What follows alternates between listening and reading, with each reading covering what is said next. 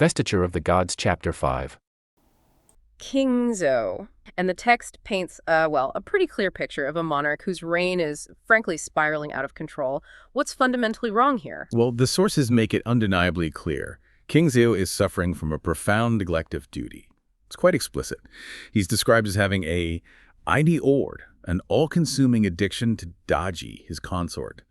And he's deep in just a constant state of licentious behavior.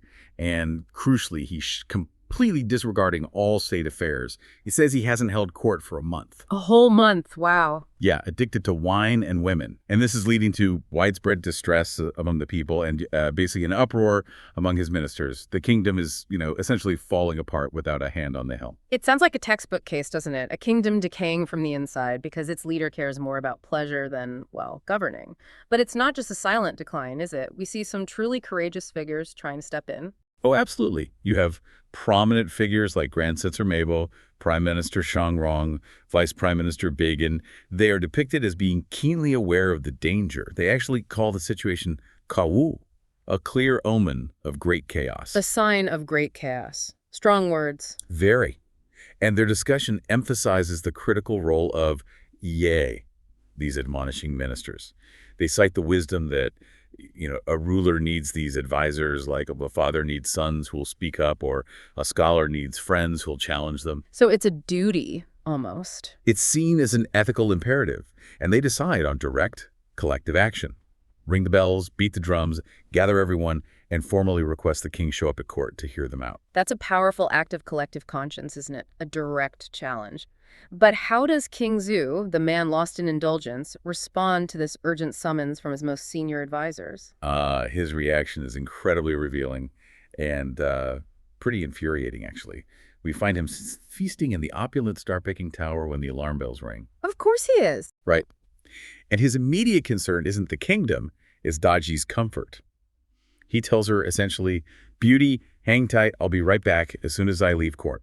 Unbelievable. Then, when he's confronted with this pile of memorials, he expresses just utter weariness, like they're bothering him. What? He even considers just dismissing court entirely. Just sending them all away. Exactly. The ministers warn him about heaven being displeased, floods, droughts, disaster for the people, but he dismisses the Northern Rebellion, a major threat, as a mere oosh. A skin ailment, like scabies. Precisely. Like it's just a minor irritation. He argues his presence isn't needed anyway, claiming the prime minister handles everything, and that his own role is just HU, basically, to sit there looking regal with folded hands. Wow. Here's where it gets truly unsettling, I think. King Zhu isn't just negligent. He seems pathologically dismissive. Blind. He sees this kingdom in chaos as scabies. So what's the potent takeaway here for you listening to this? Well, the real lesson isn't just don't be a bad king. It's about the insidious nature of self-deception, isn't it? A leader's personal scabies, their indulgence, their blindness, isn't a minor issue. It's a symptom of something deeper that leaves the whole system vulnerable. Vulnerable to those unseen great calamities. It shows how personal failings can cascade into national disaster, especially when honest advice is just, shut down. Actively resented, even. Okay, so while the human court is descending into this tragic farce, our sources dramatically shift perspective. We get a higher, more ancient understanding of what's really going on. Enter Yun Zhangzi. Who is this figure? What's his story? Right, Yun Zhangzi. He's a cultivator of Qi, that fundamental life energy. He comes from Songnan Mountain, and he's described as a Pisuru Yuagela, an immortal who achieved enlightenment over, 1,000 years. 1,000 years. So he's operating on a whole different time scale. Entirely. He's profoundly connected to the cosmos, its unseen forces, really far removed from earthly politics and worries. On this particular day, he's just enjoying a tranquil, idle, and carefree existence. The text says he's simply carrying a basket, intending to gather herbs at Tiger's Cliff. So, an ancient immortal, just out for a quiet stroll, gathering herbs, seems peaceful enough. But this serene moment is about to be profoundly disturbed, isn't it? Precisely. While he's on his way, he suddenly sees this streak of demonic aura, Yaoqi, in the southeast, piercing right up to the clouds. And for him, this isn't just weird weather. Not at all. His enlightened perception immediately cuts through it. He discerns his true nature. All right, This creature, he realizes, is merely a 1,000-year-old fox spirit, and she's impersonating a human and hiding right there within the imperial palace of Cherosh. Hiding in plain sight, basically, as Daji. Exactly. And Yin Zhongzi's assessment.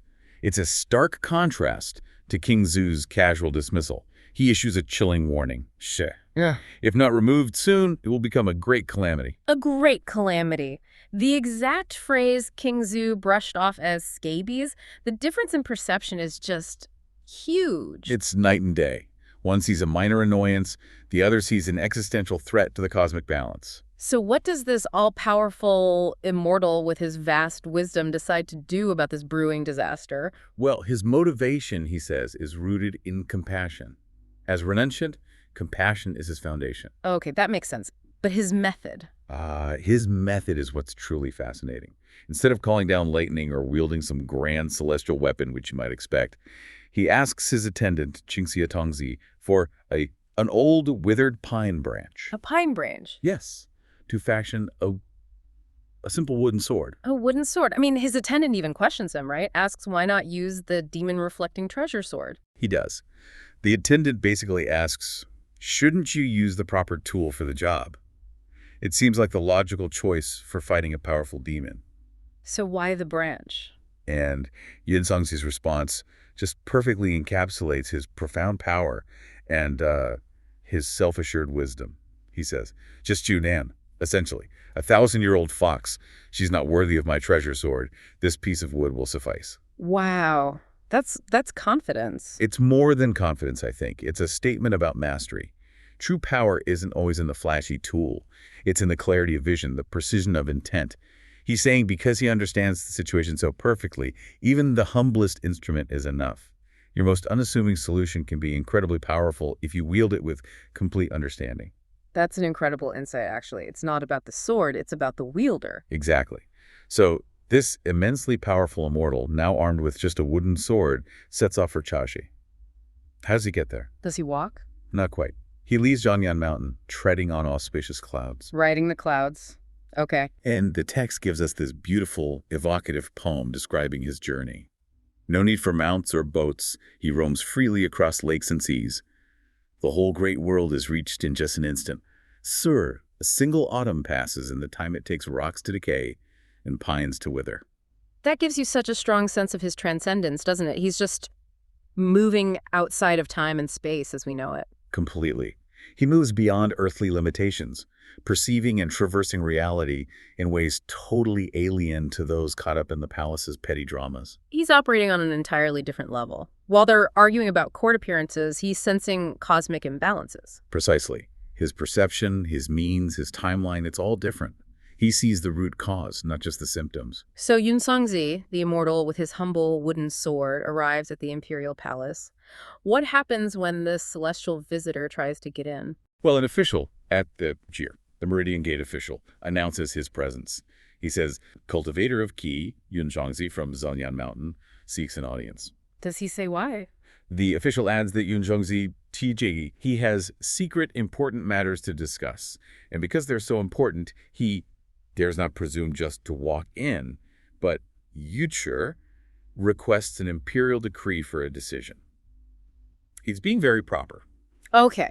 Now, here's another moment where King Zhu's character just shines through in his own cynical way. How does he react to this news? Oh, it's classic King Zhu. He's still stuck there, faced with all the Yuchur, all the officials still holding their memorials, waiting. Still trying to get him to do his job. Exactly. And he sees Yun Zhongzi's arrival not as, maybe a potential solution to the great calamity Yun Zhongzi perceives. No, he sees it as a wonderfully convenient distraction. A distraction? From what? From his ministers. His internal monologue is incredibly telling. He thinks, ha, endure. Better to summon this Daoist to just chat with me. Why? So that the officials will naturally stop their clamoring, and bonus, he can avoid the reputation of refusing advice. He's using an immortal envoy as a political shield. It's a purely calculated, self-serving maneuver, using a potentially divine intervention as a tool to manage his own image and avoid responsibility. It's breathtakingly cynical. Fascinating. He completely misses the cosmic significance, doesn't he? Sees him only through this lens of political expediency. So how does Yunzhongzi, the immortal, make his entrance before this oblivious king? The text gives us this really vivid description. It really does. It paints this majestic, incredibly dignified picture. He walks in with wide robes, long sleeves. He's holding a whisk, often symbolic in Taoism. And he's sort of floating, walking slowly, serenely. So visually, he's impressive. Immensely. And then there's this incredibly detailed poetic description. It's not just about his clothes, it's about his being. It describes his cap, ribbons like leaves, points on his forehead representing cosmic lights, circles behind his head dividing sun and moon, his jade-green Daoist robe patterned with yin and yang, sashes tied in knots associated with the Queen Mother of the West. Wow. Shoes for treading clouds that make the stars timid at night. When he goes up mountains, tigers bow down. When he enters the sea, dragons kneel. His face is like smooth powder, lips like cinnabar red. And then the purpose. You try it. One heart focused on alleviating the emperor's worries. A good Taoist whose two hands can mend the imperfections of heaven and earth. That's not just an entrance, that's a statement. He embodies cosmic order. Exactly. And if you connect this to the bigger picture, it just powerfully highlights the stark contrast between the two realms colliding here. You have King Zhu, totally tangled up in worldly, petty concerns, neglecting his realm for base pleasures. Right. And then Yun Changzi arrives, literally embodying cosmic harmony. His whole appearance is a living testament to divine order, and he has this clear, focused purpose: mend the heavens, fix the earth, help the emperor. Even if the emperor doesn't realize he needs help. Precisely. It's a profound clash of realms, of priorities, and fundamentally of understanding. One sees only superficial distractions and political games. The other perceives a deep cosmic imbalance and has arrived with a simple wooden sword to correct it. Yunzhongzi shows up at King Zhu's super opulent royal palace. Imagine the guards, the ceremony, the sheer weight of protocol. Absolutely. Strict doesn't even begin to cover it. And then this Taoist sage walks up to the Son of Heaven, and his greeting is just go, well, it's not what you'd expect at all. He gives a respectful huh, that's a bow, hands clasped, but, and this is the key part, he doesn't do the full prostration. No kneeling, no kowtowing. Which was absolutely required. Non-negotiable, really. So it's an immediate, maybe subtle, but definite act of defiance, or at least independence. And King Zhou, predictably, he's not pleased. He sees himself as, Son of Heaven, ruler of all lands, and this simple bow. He calls it slow disrespect. Yeah, the text says he actually thinks about punishing him right there, but maybe he's curious or wants to look generous. For whatever reason, he decides to question Yunchangzi first. Which turns out to be crucial. It gives the sage an opening.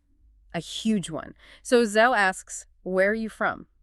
Standard question. But Yunzhongzi's answer isn't standard at all. He just says, from clouds and water. Cryptic, right. Right. King Zhou pushes him, okay, what do you mean clouds and water? And Yunzhongzi comes back with this beautiful line. Meaning, heart like a white cloud, always free, like flowing water going east or west. He's basically painting a picture of complete freedom, total detachment, not just from the court, but from, everything. That already clashes with Zhu's whole world, which is all about control, hierarchy, Totally. But Zhu is sharp. The text calls him clever and wise, so he throws back a challenge. Okay, fine. When the clouds scatter and the water dries up, where do you go then? He's trying to find the limit, the end point. Good question, actually. What happens when the metaphor runs out? But Yunzhongzi's answer is even deeper. When clouds scatter, the bright moon hangs in the sky. When water dries, a clear pearl appears. Wow. So something essential remains.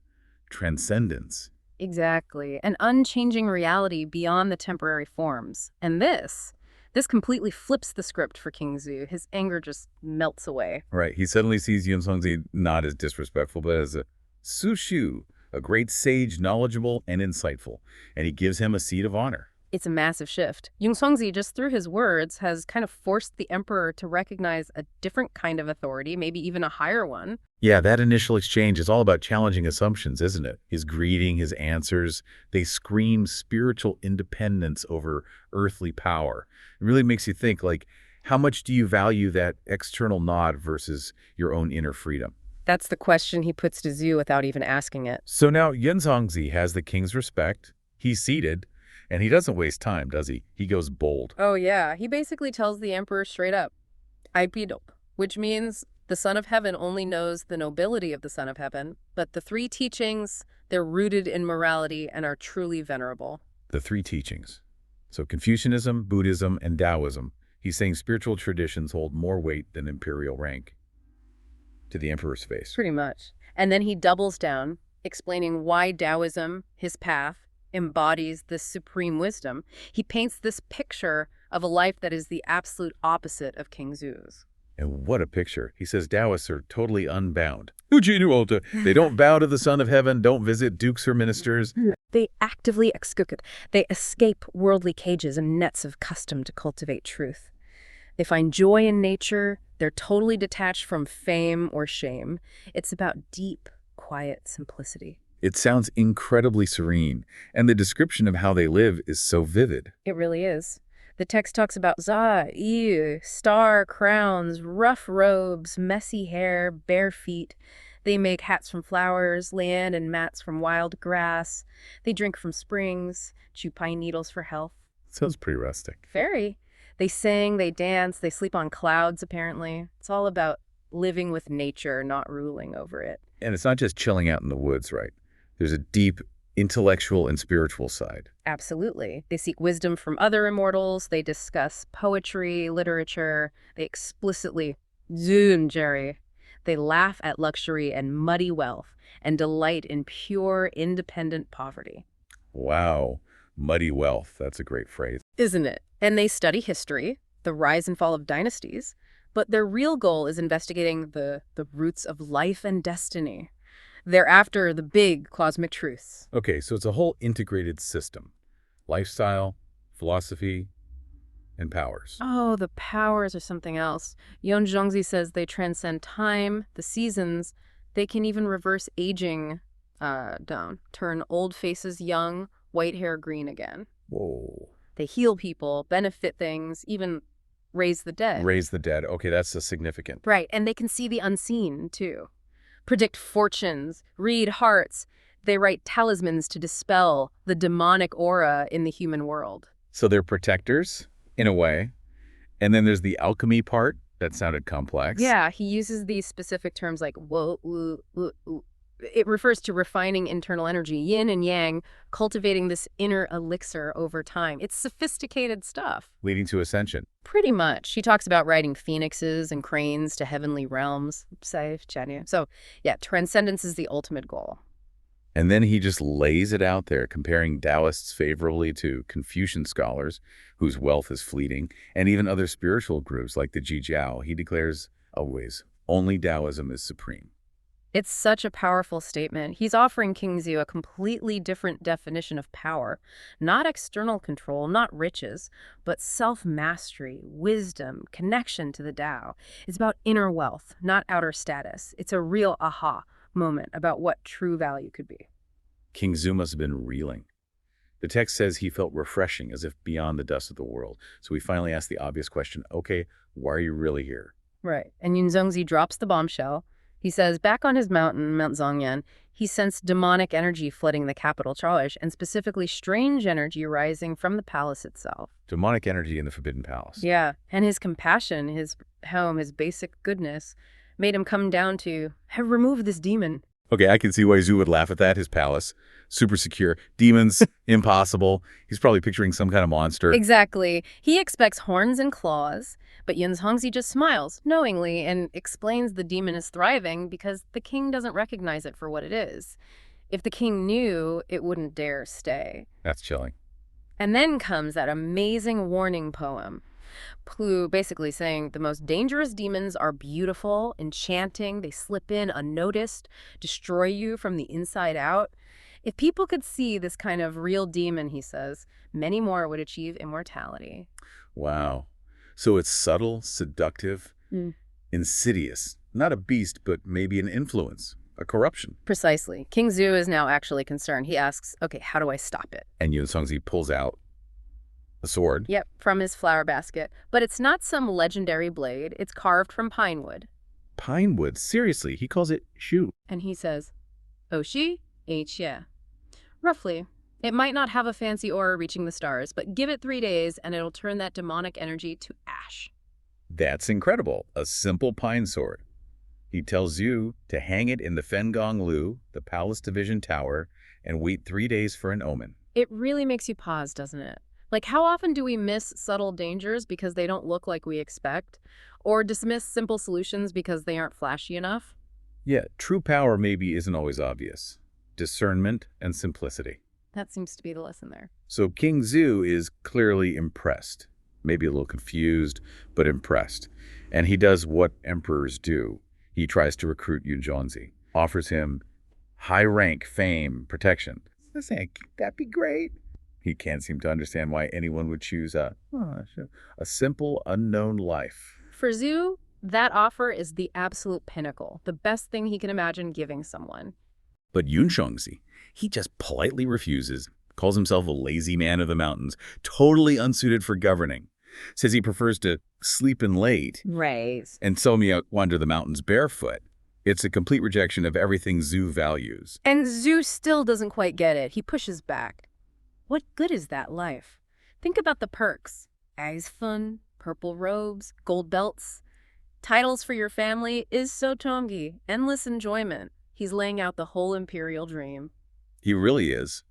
But then Yunzhongzi responds with this amazing poem just laying out exactly why his life is better. It's a masterpiece of defending simplicity. He talks about inner peace. Oh, body at ease, mind free. No fighting, no scheming. All the world's busyness. Just let it go. He says he doesn't want fame, calls it easy to get anyway, like picking up mustard seeds, doesn't want fancy clothes or belts or sucking up to ministers or flattering kings. He wants no part of the power structure. No grand parades, no bowing, no big salaries, no entourage. He's happy with his small hut. Doesn't mind if it's narrow. His old clothes. Now, it's too dirty is fine. He wears lotus leaves and orchids. Oh, his incredible imagery. He says he doesn't care about emperors, heavenly, earthly, or human. Doesn't care about time passing the Eoshu, the moon rising, the sun setting. He dreams of going to the peach banquet of the immortals. It just throws the whole definition of a rich life into question, doesn't it? What really matters? Zhu offers status and stuff. Yunzhongzi offers freedom. Deep, profound freedom. It's a fundamental clash of values, and Yunzhongzi's argument for freedom is incredibly compelling. King Zhu is definitely moved. He calls Yunzhongzi a guest of purity and stillness. But even then, his instinct is imperial. He orders gold and silver brought out as travel expenses, his final attempt to give the highest worldly honor he knows. Still trying to operate within his own framework. But Yunzhongzi, again, just gently smiles and refuses. No use for it, he says. It's the ultimate rejection of materialism, isn't it? Not because he's poor, but because he's genuinely rich in a different way. Exactly. And he leaves you with one last poem that sums it all up. He describes his real possessions. Suhunja, following destiny, leaving the dust of the world, a heart like water and clouds. That's his guide. His tools aren't gold, they're shureko.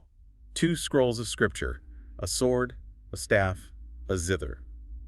For knowledge, protection, travel, art. And he carries medicine to help people he meets and new poems in his belly to share. It's about service and creativity. And the final line just seals it. When alchemical pill can extend life 1,000 years, don't boast about worldly gold. Boom. Mic drop. It perfectly contrasts the fleeting value of gold with the eternal value he pursues, spiritual cultivation, longevity, wisdom. It really does. His treasure isn't something you can hold, it's something you become. And it can't be bought or given by an emperor. The Daoist just given this very serious warning about a demon in the palace. Yeah. And he's leaving. The text says he bows respectfully, and then Cernal, his large sleeves flowing, he strode out through the Meridian Gate. It's so serene, otherworldly almost. Such a contrast to the court's worries. Right. He's just dropped this spiritual bombshell and walks out.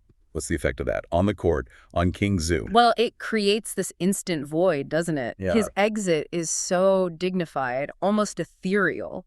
It really highlights how petty maybe the court's concerns seem in comparison. Yeah. He's delivered this major warning, and poof, he's gone. And what happens right after? The 8 Grandmasters, the Badafu, they're itching to talk about state affairs. But they've been waiting. Exactly, Yeah. delayed by this whole long spiritual discussion. And King Zoom. Clearly, he's had enough. The source says he'd been talking to cloud dwellers for ages and was annoyed, weary. Mm-hmm. So what does he do after getting a divine warning? He dismisses his top officials, tells them, come back later, heads back to his palace. What does that tell us early on? Oh, it's a huge tell, a really insightful detail. That first dismissal, just because he's tired from a talk about his kingdom's safety, it's a massive red flag. Right. It really foreshadows his growing isolation. He's only interested in his immediate desires. He's shutting down, becoming less open to advice. It perfectly sets the stage for the disaster to come. Choosing comfort over counsel. A dangerous path for any ruler. And things escalate immediately. Yeah. Because King Zu gets back to Shushan Palace, expects Daji to be there. His anchor. Right. But she's not. And you can feel his anxiety spike. How quickly does that shift his whole mindset? Instantly. He's just pushed away vital advice out of impatience, and now his personal source of comfort, his affection, is disrupted. He's completely off balance. Yeah, vulnerable. Extremely vulnerable. And the attendant, the Xiuguan, gives him the news. Daji is suddenly violently ill, unconscious, bedridden. And this isn't just like a headache. The description is severe, sudden, alarming. And King Zu's reaction. Yeah. It's pure panic. Absolutely blindsided. He rushes to her bedside, throws back the golden dragon curtain and the description of Daji. Wow. Terrifying. Face like a withered branch, lips white as paper, faint, barely breathing like she's almost dead. He's distraught. Cries out, "Wapahe, more." How can she be so gravely ill after just a moment? Why make the description so graphic? Well, the text isn't just describing sickness, is it? It's crafting this shocking, visceral image. It's designed purely to manipulate King Zu. To shift his focus completely. Exactly. Away from the sage's warning, onto his beloved concubine's suffering. The extremity screams, unnatural cause, but he's too wrapped up in emotion to see it. He's lost in panic already. Right, and this is where the story does something really interesting. It pulls back. Yeah, it gives us, the audience, this almost privileged view, like we're looking behind the curtain. It tells us the truth flat out. Daji's condition. It's directly caused by Gou, Cloud Dweller's precious sword hanging in the palace partition building. Which is, it's suppressing the fox spirit. We know what's really going on. It's like watching a thriller where you know who the killer is, but the main character has no clue. And the stakes. The text spells it out. If that sword had worked, killed the demon. It's on bomba if for one. It would have saved the Shang dynasty. Just think about that. A huge what if hanging right there. But then, the narrator adds this layer, almost tempering our hope, maybe. Right, the cosmic perspective. It says, Shou Fu's de Xiaobon. It was destined for King Zu's empire to fail and the Zhu dynasty to rise. So because of that destiny, King Zhu was ultimately deluded by her. It brings in this idea of heaven's will, fate, predestination. So, if it's all preordained, what about their choices? Do they even matter? That's the million-dollar question, isn't it? Are their actions just cogs in the machine of fate? It makes our choices feel even more tragic, maybe, knowing the outcome is set. And Daji is about to give the performance of a lifetime, playing right into this destiny. Oh, it's a masterclass. Pure deception. The text describes her, barely opening her eyes, forcing her lips open, groaning, panting. She puts on this whole show. Tells him this elaborate story. Yeah, she says basically, I went to greet you, got to the palace partition building, looked up, saw that sword. And boom, cold sweat suddenly collapsed. Exactly. She doesn't just lie.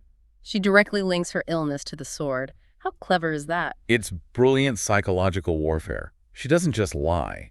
She builds this whole narrative around his love for her, his guilt, his pride. She takes the one thing meant to save him, the sword, and turns it into the weapon that's supposedly killing her. It perfectly deflects suspicion away from herself. And points it straight at Cloud Dweller, the sorcerer, making Zhu feel protective, not suspicious. And she keeps going, laments her foyer, her frail fate, says she can't serve him much longer. Christina and I. Then begs him tearfully, take care of yourself, don't worry about little old me. All while tears streaming. Textbook emotional manipulation. Feign terminal illness, then act selfless. It makes him feel indispensable and guilty. Frames herself as this fragile victim. totally disarming any rational thought he might have had left about that sword or the warning. She's weaponized his love, his ego, everything. And King Zhu, predictably, Buys it completely. the text says he's shocked, speechless, tearful himself, falls for it hook, line, and sinker, exclaims, "Fear." I was mistaken, almost misled by that sorcerer. His whole perception just flips 180 degrees. His logic gets completely twisted. He reinterprets Cloud Dweller's warning about evil. Evil, yes. What was it? That guy's demonic magic trying to hurt my beautiful Daoji. Right. Then dismisses the idea of a demon in the palace entirely. It's so deep and secluded here. How could there possibly be demons? Total rationalization. He concludes, Lunjere, the sorcerer misled people. I was sold out. It's stunning how fast emotion can just override reason. And the consequence is immediate and devastating. Anger, worry for Daoji. He gives the order.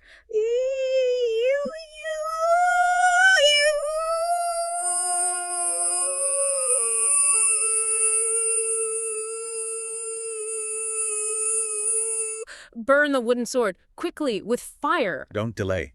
It almost scared my beauty to death. And then showing where his priorities really lie. It really shows that critical flaw, doesn't it? In leadership, maybe in all of us. Prioritizing personal comfort, emotional attachment over objective truth. Yeah, he rejects the sage's warning because it's unsettling. He embraces Daoji's lie because it affirms his feelings, makes him the hero protector. He's not thinking, just reacting. Emotionally. Fear of loss, wounded ego, maybe. It's a powerful reminder. Even the most powerful people are vulnerable when personal feelings just steamroll reason. So, the big picture. The narrator makes it crystal clear. This one act, burning the sword. Huge consequences. If he hadn't burned it, the Shang dynasty would have survived. That one decision, born from delusion, it seals the fate of everything. Wow. The point of no return. Absolutely, because the sword is gone, Sifal demonic key gets locked in, solidifies its hold in the palace. Daoji's influence becomes absolute, unchecked. And King Zhu just spirals. The text says he becomes entangled, confused, erratic, neglects state affairs. Leading to Cibola, the people resentful, heaven displeased, and the end result. Seiki, he basically just gives the empire away to the Western Earl, Shibo, for nothing. A tragic end.